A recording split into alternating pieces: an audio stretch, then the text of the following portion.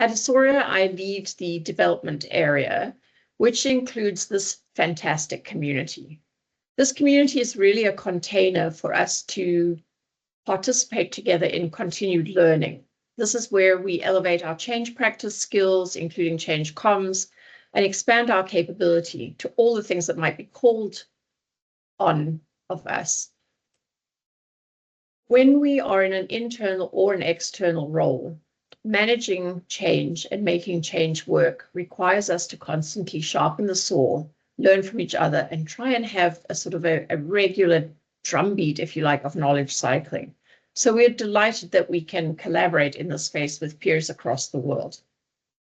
If you're new to Asoria, our end-to-end partner for change model includes 2 additional Ds. So development being, in my opinion, the one at the center.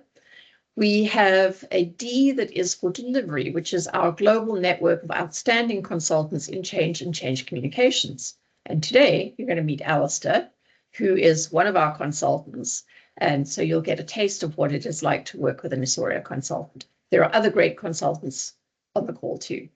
And then we have data tools and AI, where you will find the solutions that plan, manage, and track your change to ensure that you can deliver results. So when we think about what we do, we give you a complete wraparound for your change practice. Why are we here today? Well, communications, if you've been in this game as long as I have been, is a very, very interesting and often hot or thorny topic. When we look at successive years of employee surveys from many companies and corporations, one of the things we always see coming up is communications is a challenge. Either there is too much, there is too little, it's too soon, it's too late, it's not detailed enough. And so we are here today to think about change communications and one very specific aspect of that. And that is actually the narrative story or the umbrella story. But before we get into that, I'm going to just give a little bit of housekeeping. We're going to use the chat function to engage with each other because there's a tremendous amount of people on this call today, which is fabulous. So we may ask you questions that you can pop in the chat. You may want to ask us questions and you can pop them in the chat. The chat is really our way to engage with each other in this call. So please feel free to use it. There's no holds barred. This is absolutely the way we're going to engage with each other. If we think that you have shared something or asked something that is particularly pertinent, we may invite you to come off mute and talk about it. So we may know some of the work you've done and we may call on you to add examples. So please don't be shy. When you're asked to come off mute, it's, this is unscripted. You just add your piece to the story. That is in the spirit of the community. We record all the calls so that afterwards we can have a recording, an artifact to share with you. We also produce usually a summary sheet that goes out to everybody who's been on the call. And of course, if you'd like to know more about our change communications capability or anything that we do in Asoria, we always invite you to reach out at the end and let's talk. So without further ado, let me introduce you to Alistair. And Alistair and I had the wonderful privilege of working together when I was the head of global change for a massive program in a pharmaceutical company, and the program was called Faster Filing. In a nutshell, all pharma companies are trying to achieve the same thing, which is to get medicines to patients sooner. And there's a number of reasons for that. All around the world, there are people struggling with illnesses and they sort of have an unmet need because there isn't something that doctors can prescribe to them. So most pharma companies that I've ever been engaged with really want to make sure that patients get what they need to improve their quality of life. And the other aspect, of course, is commercial. It's a huge industry, it's a huge sector, and everybody wants to be first to market and have that market share. So Faster Filing was a program of multiple projects to try and help the Swiss pharma company Roche get their filings to the FDA sooner so we could help patients and see a return on the investment much quicker. Alistair was one of the wonderful consultants who came to my team through Asoria. So today, here we are back together. My role has changed. I'm now part of Asoria, and it gives me such pleasure to be able to think back and share with you what Alistair and I did together while we were working together on faster filing. Welcome, Alistair. Is there anything you would like to say? Thank you very much, Ursula. I do remember when I received the brief and spoke to you for the first time before joining the team, I said, faster filing. Is that the most creative you can be? Is that what you mean? Because I have a particularly strong dislike of calling change programs a program name or a code name. At least this one did what it said, which was the mitigation for it. I love that, Alistair. You know, one of the things that Ibby always says, and Ibby is here on the call as well, is it needs to say on the box what's in the box. And Yeah. faster filing exactly said that. I too don't really like branding programs, but what I've learned over time is when you are doing work that crosses a large number of functions, even crosses the boundaries of organizations, clients and external partners, you actually need to tell people what you're doing, and having the right program name can often help. So Absolutely. today, we're going to talk about strategic narratives, and Alistair and I are going to give you a wonderful reprise of what we were able to create in faster filing. But first of all, we're going to have a little chat about all of this. So I think I'd like to start with a poll question, if that's okay with you, Alistair. I would like to ask everybody who's on the call, whether you're in an internal or an external role, have you ever seen a really good example in an organization you've been with of a narrative or umbrella story being created that really sort of, what's the right word I'm looking for? Helps the travelers, and when I say the travelers, I mean the stakeholders, helps the stakeholders understand the journey that the organization is going to be on, big picture. So just pop into the chat whether you have or whether you haven't seen anything like that, because I'm pretty keen to know if other organizations are doing something as cool as I think we're going to share today. And while everybody figures that out and gets in the chat, etc., Alistair, what is the main reason that you think we need that kind of strategic narrative story? Let's start there. I think I first came into this quite a few years back from two prompts. I was very, very lucky circa 20, 25 years ago to be working on a very big merger and integration program, and it was based over in the States. And what we saw was that it was called a merger, it was effectively an acquisition. And there was all the usual platitudes about taking the best from both. And they were actually two exceptionally different cultures. And I'm lucky, I try and work at the interface of culture and communication, and how can communication help to shape cultures. And what we realized in this merger was actually, if they went to lowest common denominator, they would kill the best of both. But that was where they were going, because they weren't managing an integration or choosing the elements that would create the new. So what we tried to do is to work on what is the new organization we can create to bring both organizations into that space. And I think the second prompt I had that said, no, you can't let these go, because this is going to be important time after time, was I was again lucky enough to work on, it was about a 4-year program in the creation of a new UK government department, where the department was being created from an organization that had, let's say, 15,000 people, but across 540 sites, part of another bigger organization, and it was going to a contact center based where they would speak directly firsthand with customers or service users, as opposed to going through third parties. There was no story they were telling for the people who would work there next week and next year. And they needed to create this compelling story as to, these are the things that we will do to be able to bring our people with us. This is what it will do for our service users. This is what it will do for our people. This is how we're going to design and create the operations that will give you the tools you need to be able to serve them. And therefore, this is how the government will get a return from it. So it's really, really interesting. And I can see we have some good examples coming through in the chat.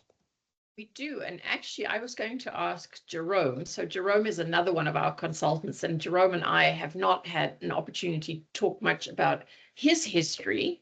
But Jerome, I'm going to invite you to come off mute because I'd love to know, you've said, yes, you have seen really good stories, narrative stories before. Would you like to just add into the conversation?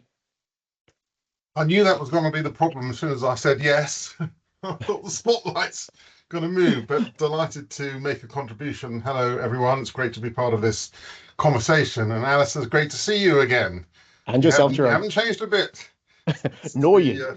Used to know each other. So yeah, I'm thinking. Well, there's a couple of examples. BP was one where the narrative emerged out of a lot of focused work from leaders around vision and what vision they wanted and what the elements of the vision mean. They really unpacked it and articulated every particular component and what the proof points would be in the evidence and where. So that was one example. But the one I really wanted to focus on just very briefly is Lego.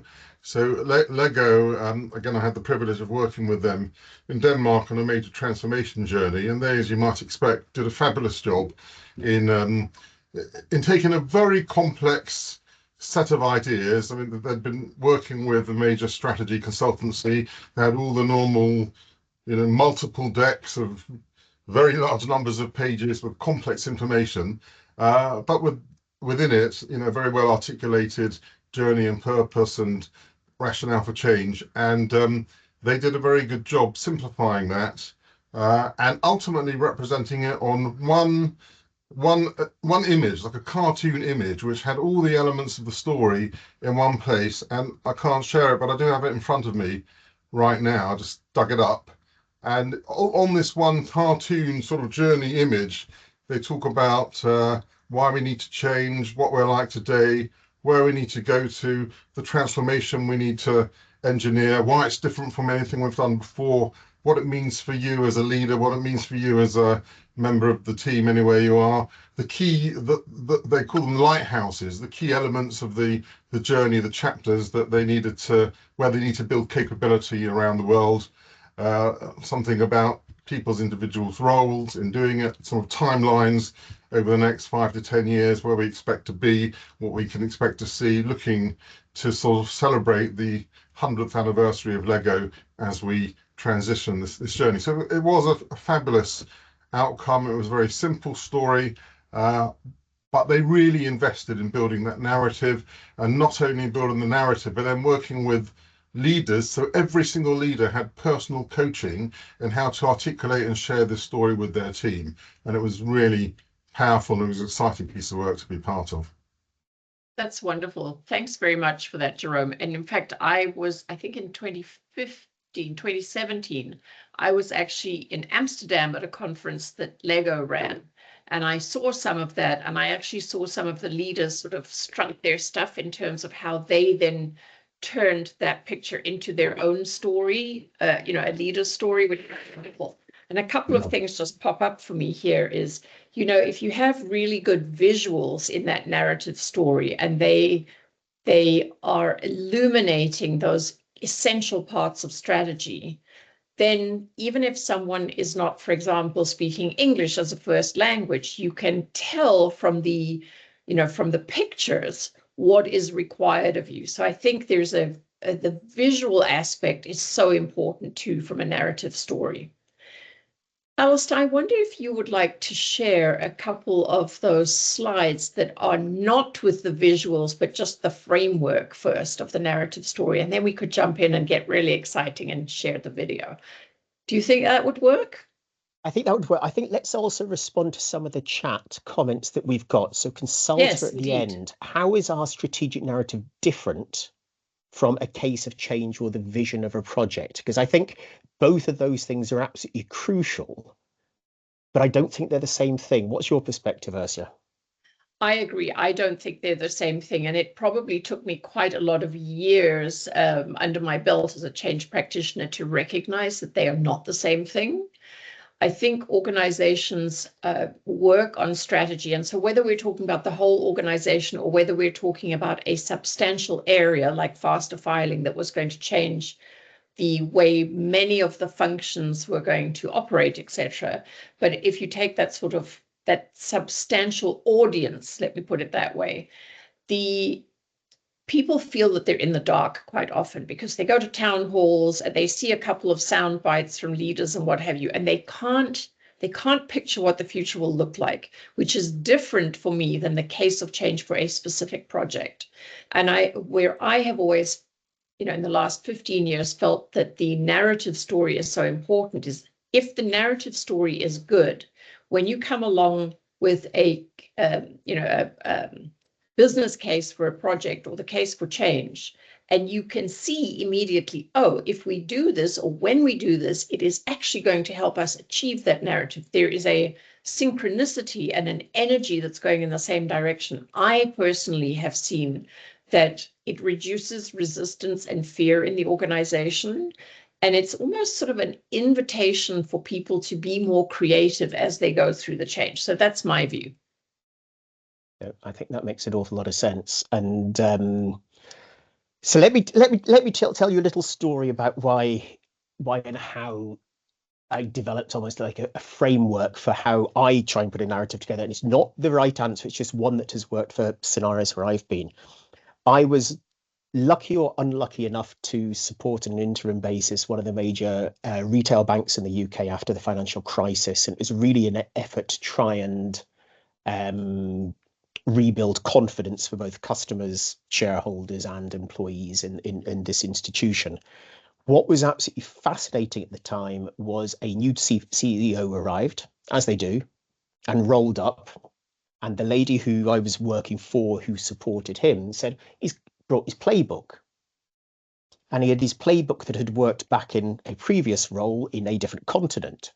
And his playbook was, this is how we're going to talk about what we need to achieve, what we need to create. Fast forward 3 years, I finished in consulting for a while and decided I wanted to have the safety and security of taking a nice job in an organization and so I could help bring up the kids and spend more time with them, etc., etc.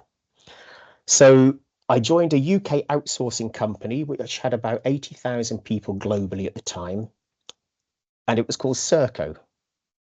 And I was there 3 weeks until they were accused of effectively fraud from the government, and tagging dead prisoners was front page news. And we went into 14 months of absolute hell. One CEO left, an interim CEO arrived, and then the new guy, the knight on the horse, came trotting over the horizon to save us, did the kitchen sink job, as the investors would call it, £1.3 billion write down, selling off big chunks of the business, a £550 million new financing raised, and absolutely. But all of this was done on the basis of how are we going to fix and create this business so it's worthwhile for our customers, for our employees, etc. And the framework that we evolved came out of a session where we were talking through how do we tell this story, and I shared what had been used in the retail bank, and he said, let's try and use that because that works for our people, that will work for the governments that we serve around the world, and it will work for the investors.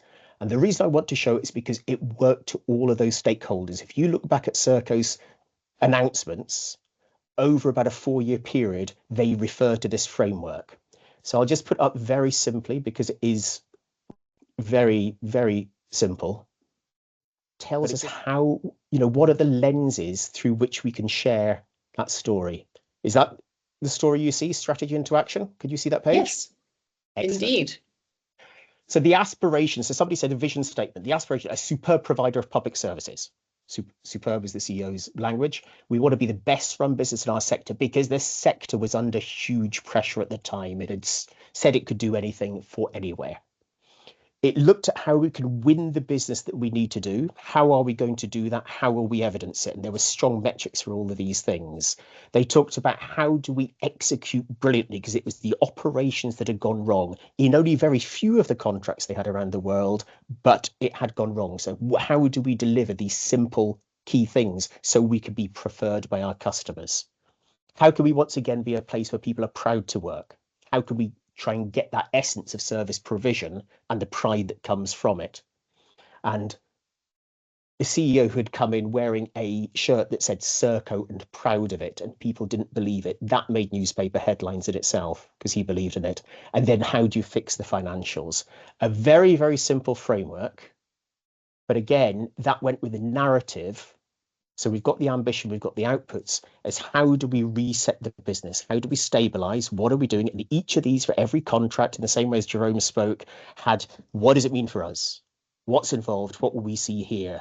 How do we then transform that business and totally change it and how it works? And then how do we move forward and have confidence enough to grow?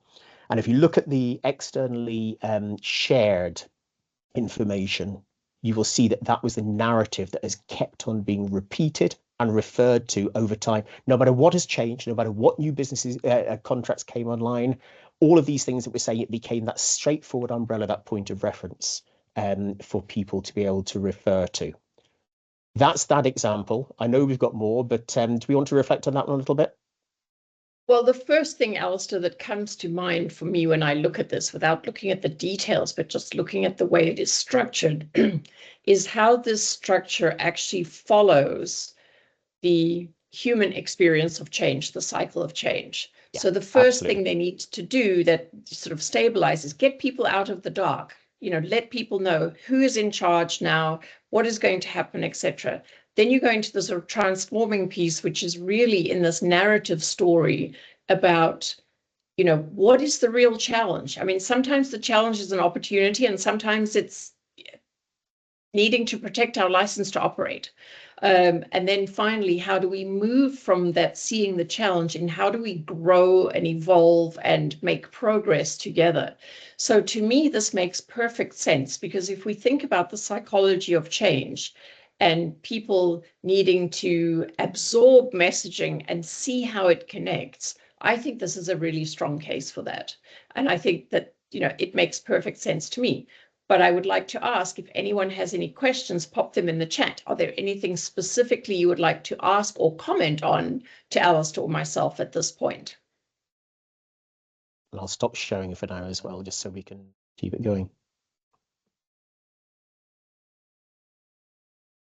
Let's see, Stephen. In my experience, the secret is to build a change brand that is simultaneously honest, rich, and useful.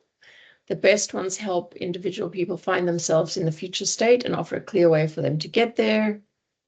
As such, branding a change is not universally good or bad, but doing it well can be an OCM resource multiplier while doing it poorly. Stephen, I do agree with what you've said there, and I would like to ask you a follow-on question. So do you want to pop off mute for a moment? Sure. Great.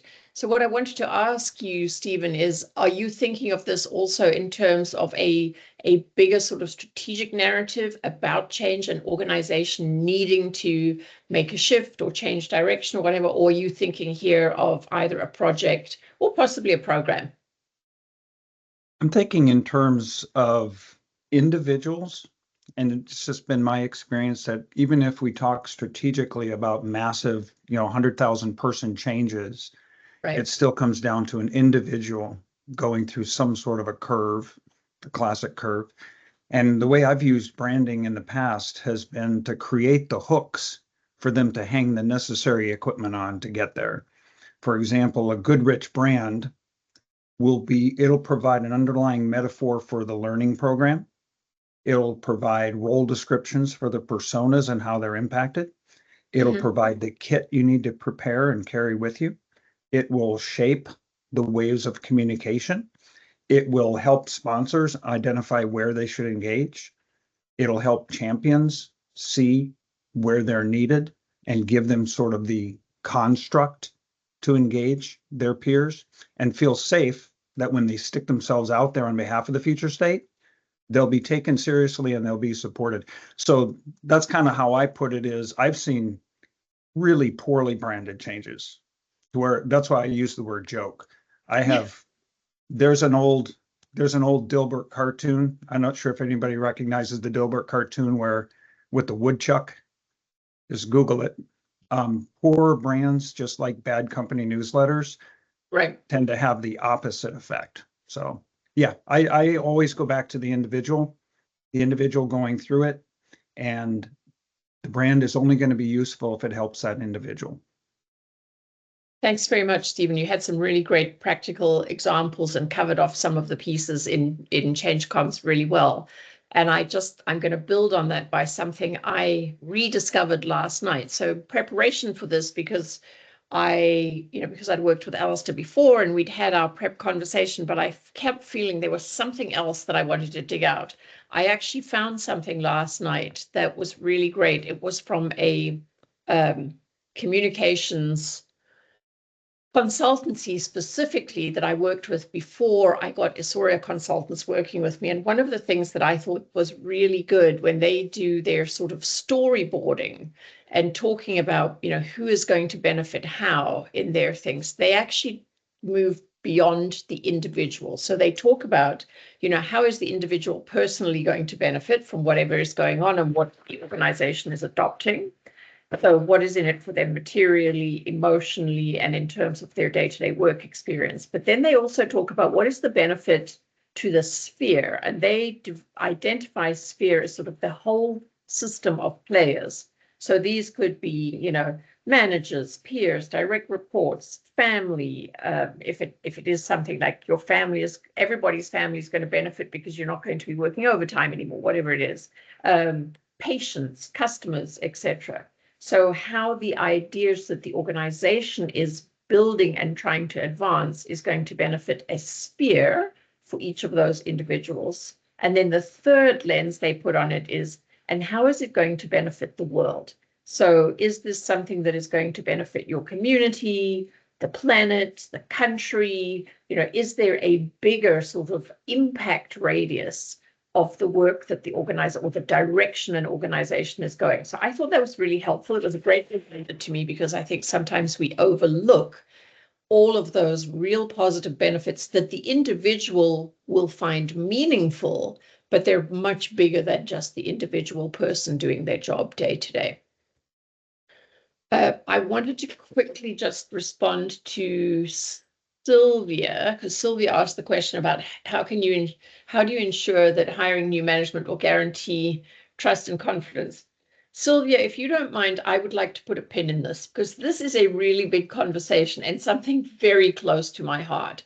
But I actually think it would be a great conversation for us to have in this community at some point, because many of us as change practitioners have been in a situation where we've had to support new management because of a number of different reasons, but that trust and confidence piece can often be quite a mountain to climb. So if you don't mind, Sylvia, I love the question, but I think that's sort of a trajectory that I would love to hold in a new space.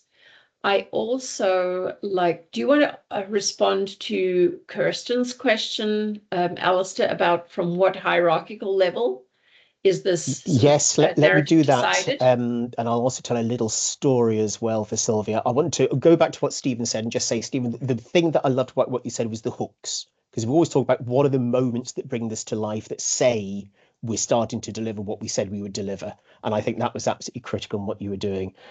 We got lucky in terms of the new chief exec who was appointed and who did the piece. He had a very, very strong experience, partly in the sector, but more to the point, just his whole reputation.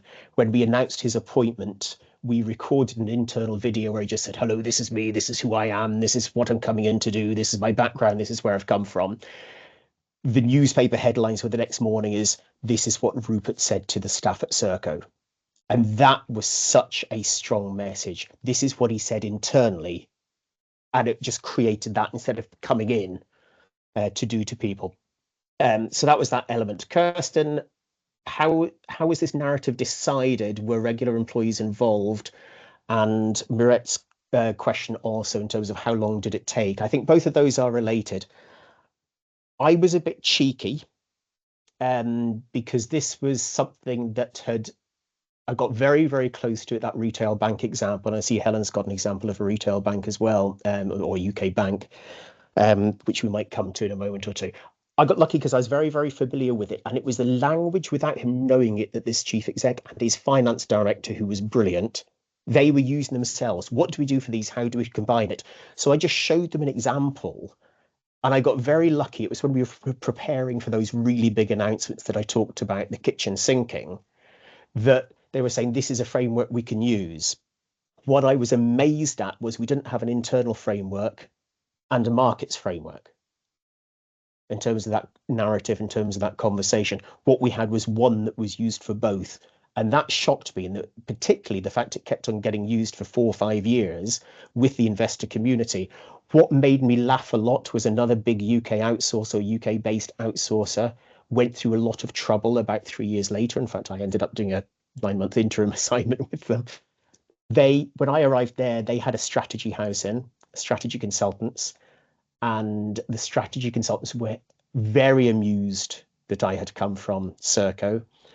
And they said, have you seen the narrative we've put together? And they had created exactly the same for this other outsourcer in terms of the frameworks. I said, but you haven't got the on-the-ground impetus, the understanding of what's different in the different divisions.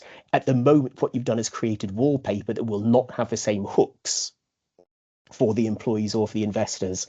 And that made it a very, very interesting piece for that. So that was my perspective on those. And Helen, do you want to talk a little bit more? Because the observation you've made there actually helps to answer some of these questions about how do we get people involved in it. Yeah, certainly. Hi, everybody. Helen Baldwin. I have been working in change communications for 30 years. I know, I don't look it. Lots of hair colour, but anyway.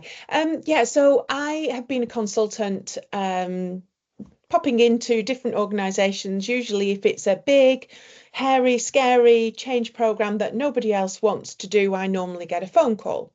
So I was asked to join a UK bank on a consulting basis.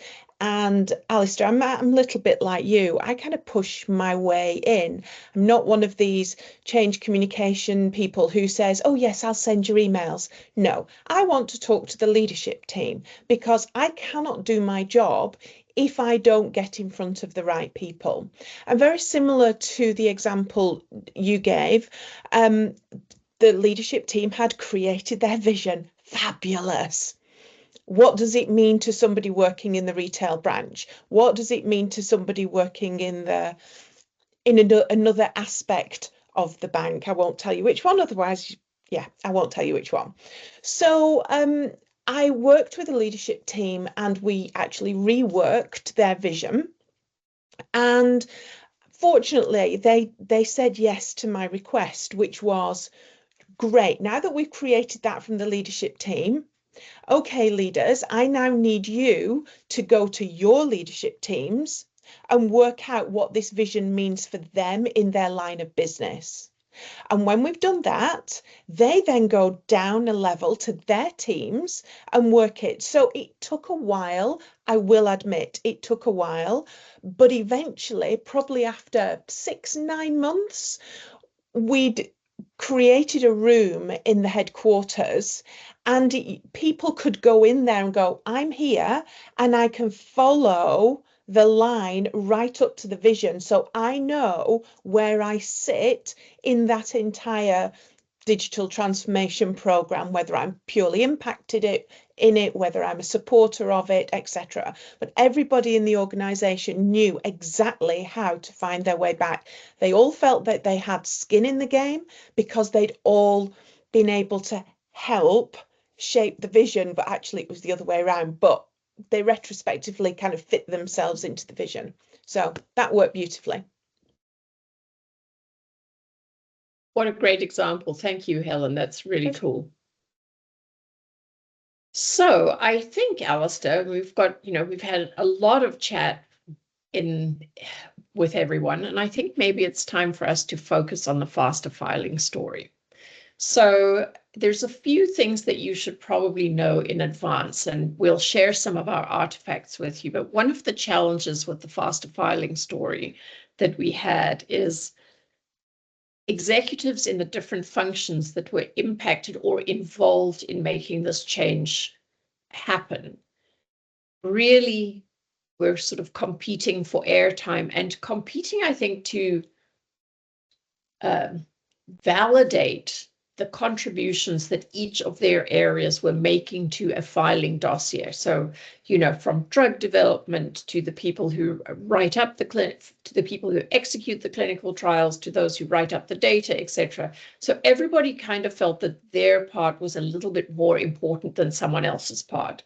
But at the end of the day, when that dossier eventually arrives at the FDA wants to look at, have we done this process right? Are patients benefiting from this drug that we've developed?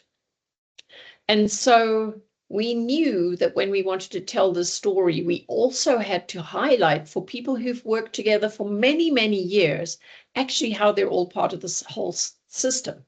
And that just felt missing. They weren't reaching across the aisles. They weren't really, although they knew they were part of the organization, and they knew that my work is handed off to this function or this division. But there wasn't that sort of sense of belonging or we're in this together. And we had not a lot of time, not a lot of budget, and some pretty, what's the right word, strident characters on the project team as well. Challenging. So this was this is sort of, as all of you have experienced in the past, this is the reality of the field within which we find ourselves working, right? There are challenges all around us. So I think it'd be really helpful for Alistair to share a little bit about how we started on this approach to creating this narrative story. So it wasn't a story for the whole company, although the whole company was part of the audience, but it was a story for this huge cohort of people who actually are fundamental to bringing drugs to market. And so that's why we decided a strategic narrative was worthwhile. So I'm not going to steal any more of your thunder, Alistair. I'm going to let you talk about what we did. Okay, and I'm going to share two things then. I'll share the PowerPoint slide that is a summary in terms of our messaging and where we got to, and then how we try to bring that all together. I think what's important here is that Roche was going through a huge, within the research and development function, reimagined development was a key and overarching piece. Our program fitted within that. So even though our audience was across 4 headquarter sites and about 3,000 incredibly well-educated, talented people, most of these people with PhDs or medical doctors, we had really strong people to be able to reach. We knew we needed to be able to put that within the context of the organization as a whole and its objectives. So what we did was just try and crystallize our messaging. And again, you'll probably recognize the format to a degree. Very important, this was specific for this Roche thing. The engage our people sustainably was that the pharma companies at this point had a reputation, I think it's fair to say, Ursula, for just wanting more productivity, which tended to be seen as more hours, more to do. And the understanding was there, we can't just, the whole thing around personalized healthcare was you would have more filing submissions. We understood that. So you can't just use the same number of people to churn through the same, and you can't double your number of people. So you had to have very radically different ways of working to be able to create the same go-to-market opportunity. So that sustainable productivity was absolutely critical. And then therefore, how do you create the technology and the roles that allow people to be engaged with that objective? Productivity is a huge piece to go for. As a consequence of that, how do we move our filing time down for a molecule from what is about 26 weeks at the moment, which is pretty efficient when people work hard, down to 12 weeks in 3 or 4 years' time. And that was the objective.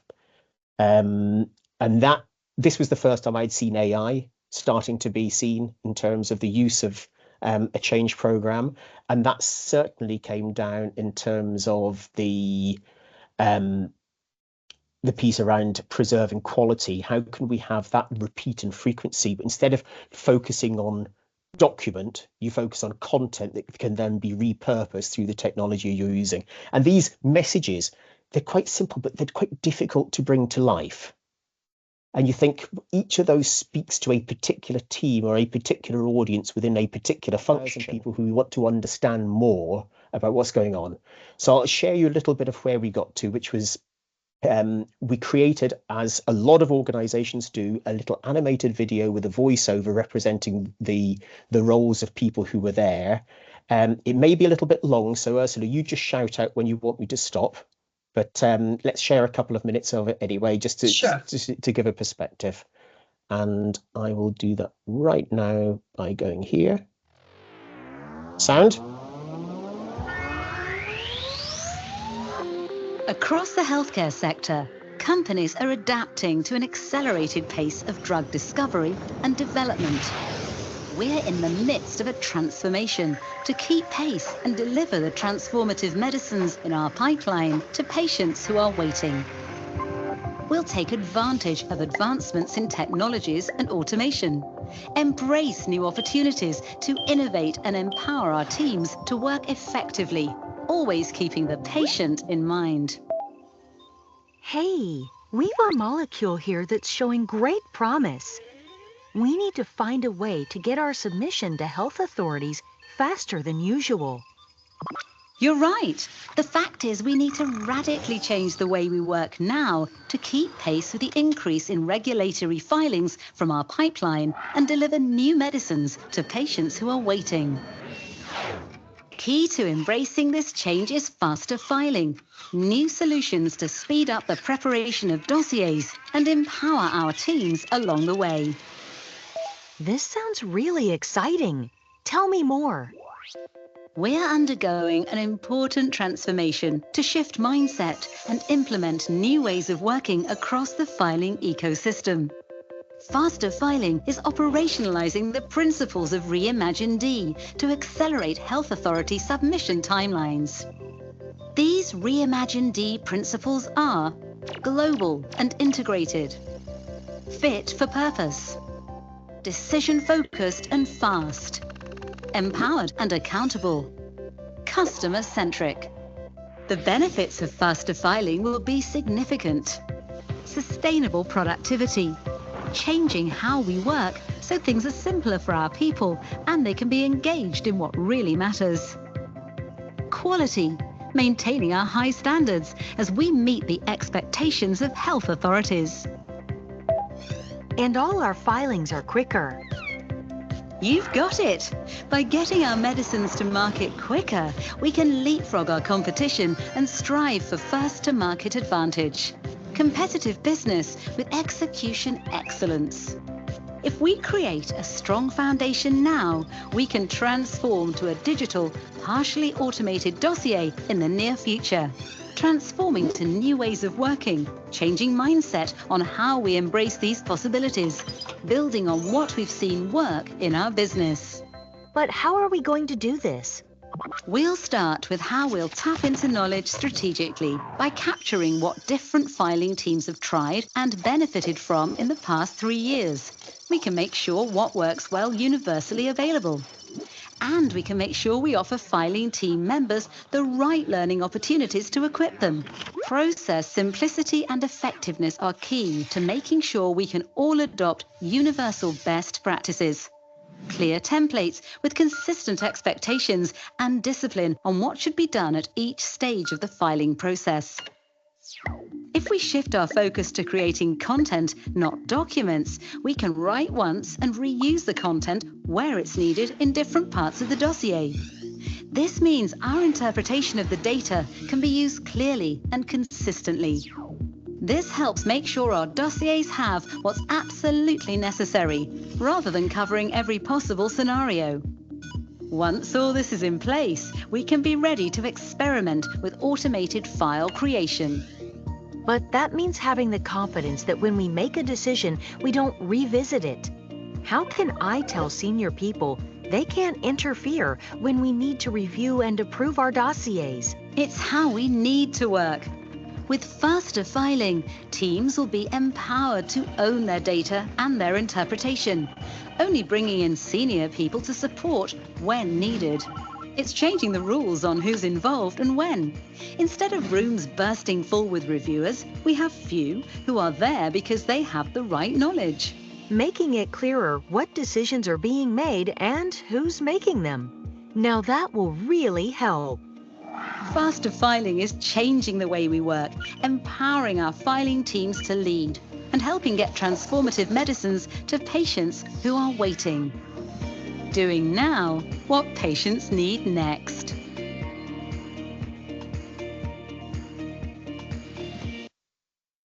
Thanks, Alistair. When I look at it again after a period of time, I just realize how many really good messages are inside of that. You know, there are, first of all, I'll point out to some of you, in case you're thinking about this, the avatars, the people or the characters who were in there were based on real people. So folks could see themselves in that video when they watched it. So that was really, really important. I think that we chose to do that. And we didn't actually set out at the beginning. That wasn't a conscious decision. It was just one of those things that as we realized we were working with team members to get the messaging right, we thought, well, you know what you want here, so let's talk about it. You know, let's make you really visible to give you the voice. I love the fact that in this we talk about, you know, what is going to be expected of people and the idea that these new technologies are coming in. So we didn't talk about it for specific people. We just said in this whole system, new technologies are coming in. We talked about the roles of different people and more from a perspective of what we wanted them to embrace as the principles of their roles. And later on, obviously, they saw their processes in much more detail as we went through the change. But as a story, I think what we really did is to help highlight for everybody or almost immerse everybody in a different future. So, you know, to me, when I look at it again after a few years, I still feel really good about it because I think we hit all of the points that were really necessary for that large audience that we had. Alistair, what would you like to add about this? I would agree. It's quite nice to see it again, actually. But at the same time, I'd also say it took 2 minutes 45 seconds to get to this is what I will start to see. Part of that reflects the politics of the different challenging stakeholders that we were referring to, because we needed to make sure we got some key messages in. And the approach we took was if we can try and make it compelling and different enough, because that was not a very Roche product at the time. It was quite different. Hopefully we can get a hook that will bring people in. And I think what was really important was that in the scope, and people talked about the program and what that might mean, we knew we had things following up in terms of being able to discuss, being able to show. And I think so many people say show, don't tell. You know, you need to talk through. Helen used the example earlier on of come to the room, see where we are, see where we're positioned. I think that ability to have a conversation around, so what on earth does this mean, is critical. And we knew we had that in the plans and the whole series of festivals we went into Absolutely later on, which was quite fun. So I think that was quite important. I think as a standalone, it would have been okay. I think what was important was it teed up the next conversation. What does this mean? There was one other little detail in the video I just want to highlight for people, because one of the things we learned from the Roche and Genentech employee surveys is that people felt that the work that they had done in other programs, so this is a bit of sort of change history, was totally ignored or overlooked when something was going to change. And so I don't know if you noticed it, but there was a couple of frames in the video that talked about taking what teams had done before and reusing it. So we really want, and this was not paying lip service. We know that teams have done this really well. That's why we've had drugs to market. So we wanted to message that, to say what you've done really well before is going to be available to reuse, repurpose, etc. And that went down very, very well. You know, and not every filing is successful. And not every filing is successful, absolutely. So I think things like that might appear sort of, you know, why would you do that, actually indicated to those larger audiences that leaders were listening and leaders appreciated all of their contributions, despite the fact that the way filings were going to happen was changing radically. Great. There was a question from Jerome that I think we should answer here. So Jerome asked about language. How do we feel about the language of transfer, or the label of transformation? I've got an Jerome is opinion. currently, Jerome says he's with an organization that's nervous about it, and they prefer evolution, journey, maturity. So from my perspective, this is my point of view, Jerome, I think you need to find the language that works with the culture of the organization. However, I think the language also needs to indicate a bit of a stretch or a refresh, etc. So I would always be asking, why don't you like the word transformation? And whenever I've asked that specifically, you know, if it's been transformation, they've said, well, we've had transformations before and they failed. So usually there's a shadow or a history or something to certain words. And I have also, not at Roche, but when I was working for the biggest grocery retailer in Canada, and we were trying to get copy and words really right for a bunch of our change comms. Someone really innovative, actually in external communication, suggested that we ran a competition. So we were able to do this in head office in person, but you can do most things virtually. We sort of had a wall with words and we said, you know, we don't want to use the word transform, for example. What would you use instead? And people could come in and they could stick up a sticky and with their suggestion and their name on it. And then, you know, at the end, either one person had the innovative word and they won something, or we'd throw 10 good words in a pile and pull a name out of the hat and at least give someone a prize for contributing and figure out language. Because people at the coal face will often have the language that makes sense to them. And so inviting them in a creative way to sort of collaborate and co-create, I think, is a really good idea if you have the time. So to me, it's really about culture and what is really going to resonate with people. Alice, did you have anything to add to Jerome's question? Just very, very briefly, what I've seen, transformation is being overused. So when it's a genuine transformation, call it a transformation, but it tends to be used for little things, which often isn't the case. Maturity is now very trendy. That tends to be used a lot more. Journey seems very 2010s.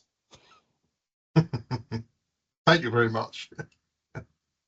Yeah, I mean, I think, again,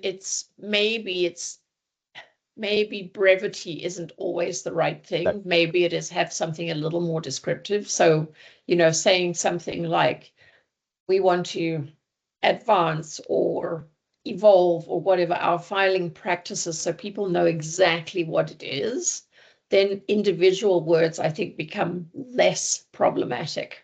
Yes, I'd agree. Yeah. So Thank I you very think much. just thanks, Jerome. That's excellent. I think, you know, here we are at time. It's amazing. When we spend time together in the community, I always get to the point where I was like, gosh, I wish we had another hour together, because now we could ask a lot more questions. And I'm sure their minds are fizzing and bubbling, I hope. But one of the things I just want to sort of in summary say is, with the example we showed from faster filing, what we really did is we explained the situation in that strategic narrative sort of at quite a high level, and then we brought it down a little bit, but we knew that the whole reason for doing this was sense making for the organization. This is not a sales pitch. And you know, this is something really important when you're working in change, is if you have to sell the solution to your audiences, you're going to fall flat. But what you want to do is you want people to know, if we don't do this, there will be consequences that might be uncomfortable for a whole lot of stakeholders. So we really, really and truly want to make sense making. And then as we do those strategic narratives as well, before we get sort of into the details of projects, they need to be full of calls for action and recognition. And I think, you know, in that video example, probably if Alistair and I were to do it again, we would do some things differently, but we had a short amount of time, a ridiculously non-existent budget, and stakeholders who didn't really agree with each other. So we needed to sort of pick our way through and navigate our way through the themes that when people looked at it, they went, that's exactly the story we want to tell. And it helped us to build that coalition between that leadership team to say, yes, this is what we mean. So the separate purpose was important. Indeed it did. So on that note, just before everybody drops, and I know everyone's really busy, if there are any key takeaways that you had from today, pop them in the chat. If there are any questions you have that didn't get answered, pop them in the chat. We look forward to always following up with you from the community. And if anyone wants to approach me afterwards and say, hey, I've got something else on Change Comms that would be a good discussion in the community, hit me up, because this is what we're here for. We are open source. We want to learn from each other, and this is really where the value is. Alistair, thank you so much for being here with me today. Reminded me of all the good times we had together, working, traveling around the world, trying to get leaders aligned and a bunch of other stuff. And I appreciate the support of all of our clients, consultants, and the Asoria team for being here today. Thank you so very much. Thank you.